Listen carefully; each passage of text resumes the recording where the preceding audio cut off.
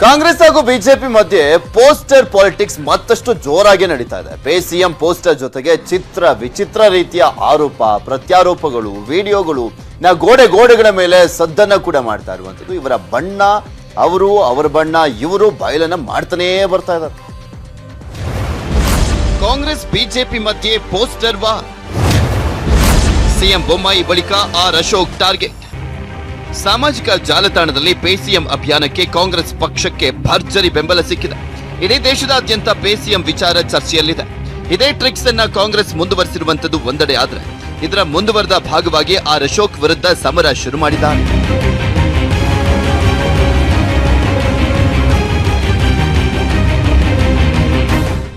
Banashankari BDA ಬಳಿ ಸಚಿವ R Ashok ಮೇಲೆ ಗಂಭೀರ ಆರೋಪ ಮಾಡಿರುವಂತಹ ಪೋಸ್ಟರ್ಗಳು ಗೋಡೆಗಳಲ್ಲಿ ಕಂಡು ಬಂದಿದೆ. ಕೆರೆ ನುಂಗಿದ ಸಾಮ್ರಾಟ್ ಅಶೋಕ್ ಎಂದು ಕಂದಾಯ ಸಚಿವ ಆರ್ ಅಶೋಕ್ರನ್ನ ಗುರಿ. ಸ್ಟ್ಯಾಂಡ್ ಅಪ್ ಇಂಡಿಯಾ ಸ್ಕೀಮ್ ಅಡಿಯಲ್ಲಿ 1 ಕೋಟಿ ಸಾಲ ಪಡ್ಕೊಂಡು ನಿಮ್ಮ ಸ್ವಂತ ಬಿಸ್ನೆಸ್ ಶುರು ಮಾಡಬೇಕು ಅಂತಿದ್ದೀರಾ? ಫ್ರೀಡಮ್ ಆಪ್ ಅನ್ನು ಡೌನ್ಲೋಡ್ ಮಾಡಿ ಅದರ ಸಂಪೂರ್ಣ ಡೀಟೇಲ್ಸ್ ಅನ್ನ ಈಗಲೇ ಪಡೆದುಕೊಳ್ಳಿ. ಪೋಸ್ಟರ್ಗಳನ್ನ ಅಂಟಿಸಲಾಗಿದೆ. ಕೆರೆ ಕಳ್ಳರ ಆರೋಪಕ್ಕೆ ಬಿಜೆಪಿ ತಿರುಗೇಟು. ಕಾಂಗ್ರೆಸ್ ವಿರುದ್ಧ ಡಿಪಿ ಕಳ್ಳ ಅಸ್ತ್ರ ಪ್ರಯೋಗ. ಕೈಯ ಎಲ್ಲ ಮಾಡೋದು ರಾಜ್ಯ ಲೂಟಿ ಮಾಡಿದವರು ಜನರ ಡಿಪಿ ಕಳ್ಕದೇತಾರ. ಒಂದೆಡೆ ಕಾಂಗ್ರೆಸ್ ನಾಯಕರು ಪೋಸ್ಟರ್ ಮೂಲಕ ಭರ್ಜರಿ ಪ್ರಚಾರವನ್ನ ತೆಗೆದುಕೊಳ್ತಾ ಇರುವಾಗಲೇ ಬಿಜೆಪಿ ಕೂಡ ಟಾಂಗ್ ಕೊಟ್ಟಿದೆ. ಡಿಪಿ ಕಳ್ಳರಿದ್ದಾರೆ ಎಂದು ಪೋಸ್ಟರ್ ಅನ್ನ ತಯಾರಿಸಿ ಸೋಷಿಯಲ್ ಮೀಡಿಯಾದಲ್ಲಿ ಹರಿಬಿಟ್ಟಿದೆ.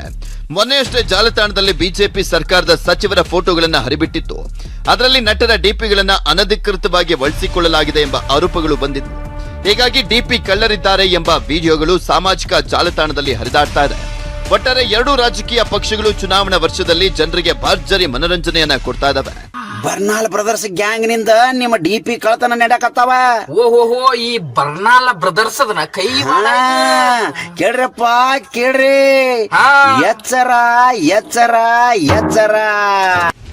ಎರಡೂ ಪಕ್ಷಗಳ ನಾಯಕರಿಗೆ ಮಾತಾಡ್ಲಿಕ್ಕೆ ಅಭಿವೃದ್ಧಿ ವಿಷಯಗಳಿಲ್ಲ. ಹೀಗಾಗಿ ಪರಸ್ಪರ ಇಂತಹ ವಿಚಾರಗಳ ಬಗ್ಗೆ ಗಮನ ಕೊಡ್ತಾ ಇದ್ದಾವೆ ಅಂತ ಜನಸಾಮಾನ್ಯರು ಆಡಿಕೊಳ್ಳುವಂತಾಗಿದೆ.